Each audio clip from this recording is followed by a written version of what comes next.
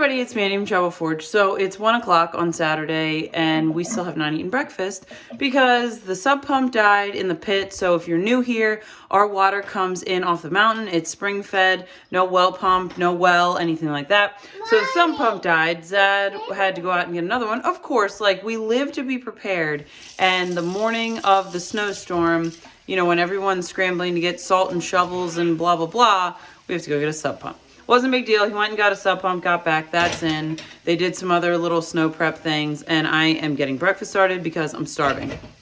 Also, I had posted on Facebook a picture of grease that had come out of a mixer, and like the entire internet lost their minds. So I have been fielding a million questions about KitchenAid grease for the last 48 hours, whether it should be brown or black or white or pink or purple or whatever, and everyone's arguing about what color it should be, and holy crap, it's just been crazy. So again, if you're new, Zad repairs KitchenAid mixers. I post pictures of these things, of course, on social media, and this one, for whatever reason, just went insane. So we are finally getting to breakfast. Today we are going to do Aebleskivers.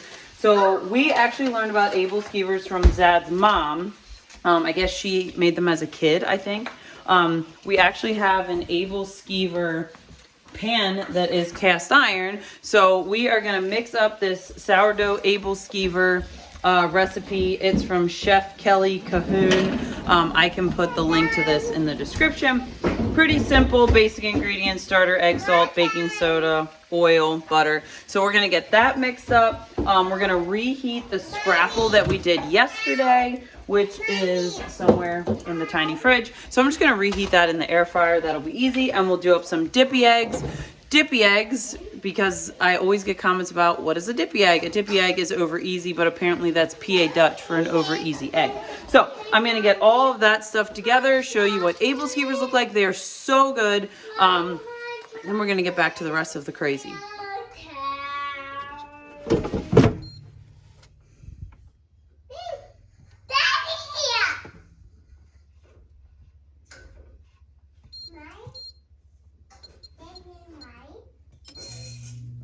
So Ruth Ann Zimmerman posted a video this morning about making yeast bread, and I kind of chuckled because she said like her starter was being pokey, and I feel like I'm there right now.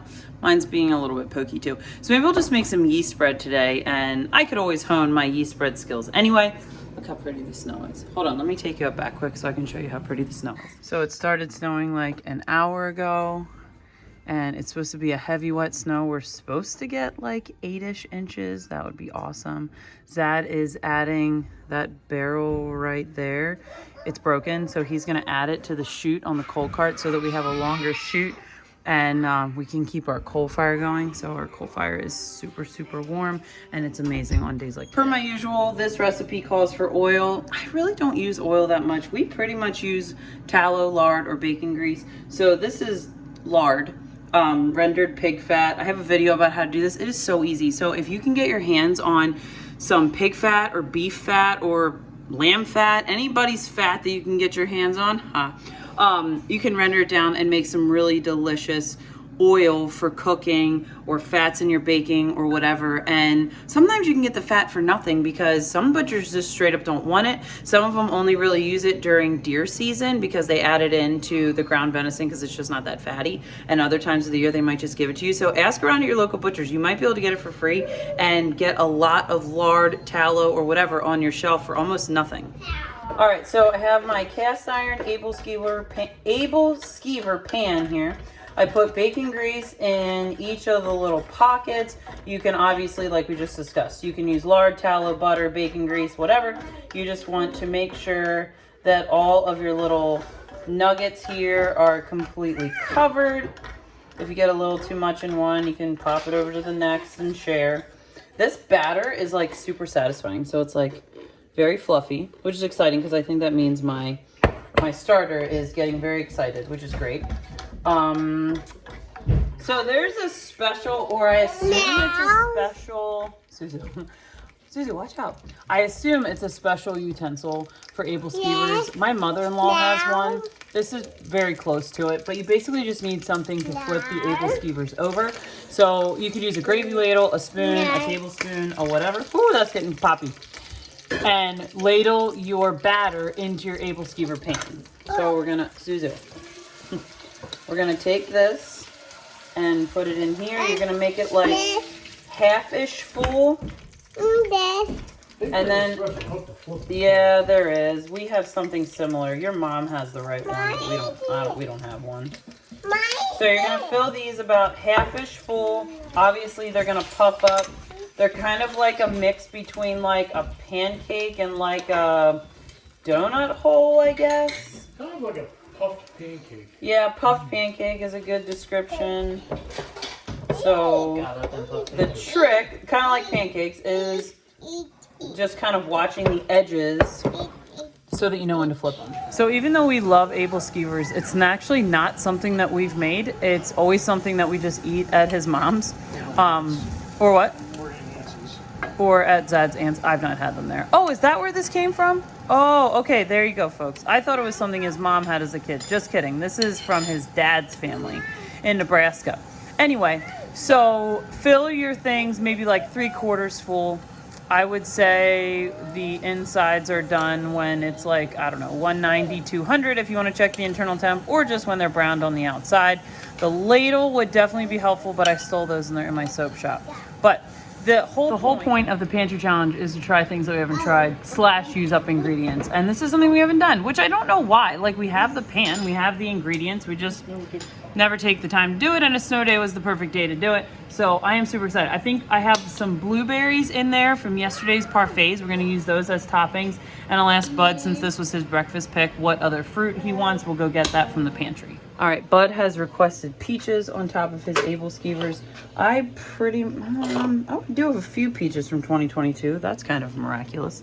I don't have many peaches on hand. Peaches are something I never feel like we have enough of.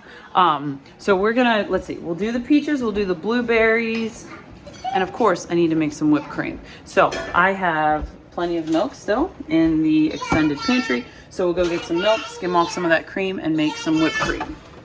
This is our milk from the farm that we get, raw A2A2 Jersey milk. You can very clearly see the cream line here. So I'm gonna pull that out and we're gonna add some powdered sugar to it, drop it in the KitchenAid, and make some heavy cream. Make some whipped cream. Look at that. Like, there's just no comparison. No comparison at all. So our Aebleskivers are amazing for our first time ever, and being sourdough. Pretty excited about this. We got some amazing whipped cream, a little bit of powdered sugar in our heavy cream. That's delicious. I have some eggs that are seriously probably 6 weeks old that we need to use up. So I'm gonna make up some dippy eggs. Zad's doing a peach blueberry sauce for on top of our Aebleskivers. It's gonna be so good. All right, I'm finishing up the last 2 dippy eggs. Little plate for Zuzu, Jamie. Big plates for me, Zad and Bud. A little whipped cream, little maple syrup on our scrapple. Yum. All right, so we're finally eating breakfast at 2 o'clock. I got one too. You got one too? All right, this looks delicious. I'm super excited. I have been answering questions on Facebook all day. It's fine. I helped people that needed help, and the people that had unhelpful things to say, we ignored. Bud is feeding the ginger bug. We made some strawberry mango peach soda. So that's sitting on the stove. I'll show you that. We have yogurt going. So I will link the video on how to make yogurt in your Instant Pot. As I've mentioned before, I typically make like 1 gallon a week. That's usually enough. Sometimes more, depends who's home. We got our active sourdough starter ready. We're going to do some overnight English muffins because Zad wants those with hollandaise sauce and Canadian bacon tomorrow. We are heating some milk, water, and butter on the stove to make those muffins. Someone's gonna judge me or have some mean comment, but this is why you do the pantry challenge, so you can use up your gelatin that expired in 2018. I promise it's fine. We made Jell-O with it like back before Christmas. Everyone was fine, tasted fine. It's all good. But this is why you do the pantry challenge. Guys, my marshmallow fluff is perfect. I can't even believe it. It is perfect. Look at that. It's amazing. Zuzu licked the beater and confirmed that it's amazing. I'm super excited. So the reason that I made this is that I had gotten some micro marshmallows, like the teeny teenies at Blessings of Hope. I got like 1 bag thinking that it would get us through the winter, and it didn't, which is fine. It's not like a necessity that we have to have, but I don't know that I could replicate micro marshmallows like the teenies. So I made marshmallow fluff. I've seen Jessica at Three Rivers Homestead make marshmallow fluff a few times, and I was like, ooh, this would be perfect. The kids can put this in their hot cocoa. I might put some in my coffee. I don't know. It's delicious. It's really, really good.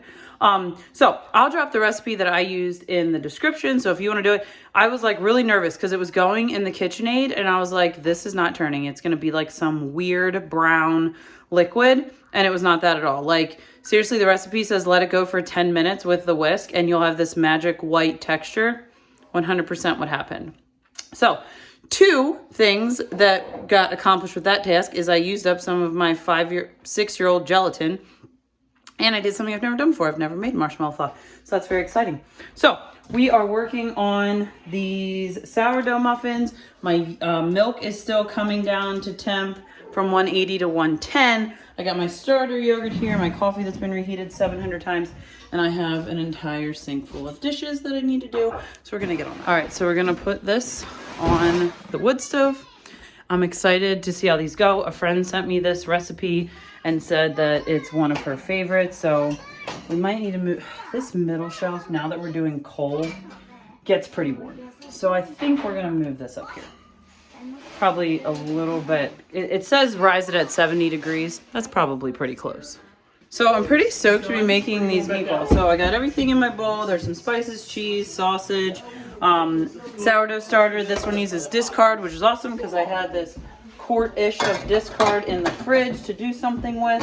So I'm really excited about these. And again, something I've never made. I mean, I've made meatballs, but I've never made sourdough meatballs. Okay, these smell amazing. The recipe said it would make 55, and didn't I get 55 right on the dot? I don't know. Guess something good after all this negative Facebook nonsense of the day. Okay, so we're gonna get these popped in the oven. I think what we're gonna do is just, what do we decide we're doing? Are we gonna do like a jelly barbecue sauce or we're gonna do a gravy? All right, so Bud wants to do like a sweet barbecue sauce jelly type mixture. So we'll whip that. I'll probably have Zad whip that up. He's good at these kinds of things. Have him whip that up. We'll probably do some sauerkraut with it and some garlic toast to use up the sourdough from the other day. Why am I And in the kitchen tonight? Because I'm in mixers. I know, Zed's still drowning in mixers. We're getting there. It's a good problem. I'm not complaining. It's a good problem. As you can tell, I just keep finding other kitchen things to do, but I'm starting to run out of spatulas and bowls, so I gotta tackle these dishes. What? I am covered in flour. I am covered From head to toe, that's everywhere. I feel like there's a flour haze on my glasses because I dropped the entire container of flour all over the floor. Okay, anyway, Zad's working on sauce to go with meatballs. Our meatballs are done. They look amazing. All right, supper is plated. We got homemade sauerkraut, garlic toast, the meatballs Mandy did up, the sauce that I did up, with a whole heap of things that came out of the fridge. This is the first time we've ever made ice cream, so we have 4 half gallons of milk left. They definitely are on the verge of souring. Probably have already soured slightly. I'm gonna leave one out on the counter to clabber and probably make into cottage cheese. I pulled the cream off of what we had left, so I need a quart of cream for this recipe. We need some sugar, some vanilla extract, some eggs, some milk. So this would be a great way to use up some of the milk that we have left. And then probably Monday or so, we'll go get some fresh milk. So we were gonna use ice and rock salt like is traditional, but why when we have all this free We ice also don't have outside? much ice. No, we really don't have that much ice. It's not like this thing has an ice maker. All right, so Zad is filling it with snow. And then this is a hand crank, So obviously. we're not making ice cream, we're making snow cream. Yep, snow cream. All right, so it's late, it's midnight. The ice cream is not quite hard enough to eat yet, so we have it in the freezer. It's fine, we'll just have it for dessert tomorrow night. So everybody's heading to bed. The yogurt will be done in the morning. I started a bowl for tomorrow. I'm trying Kate at Venison for Dinner's recipes. We'll see how that goes. The English muffin dough is in the fridge. I wouldn't say that it quite doubled. This is the first time I've done this one. I wouldn't say that it quite doubled, but I'm hoping like English muffins don't have to rise like immensely. So maybe it'll be fine. We got our clabbered milk over here on the counter, and I think that's all, well, plus everything that's hanging out on the stove, all the experiments that are happening. So we will see you guys tomorrow with day, oh my gosh, was this day 6? So tomorrow for day 7.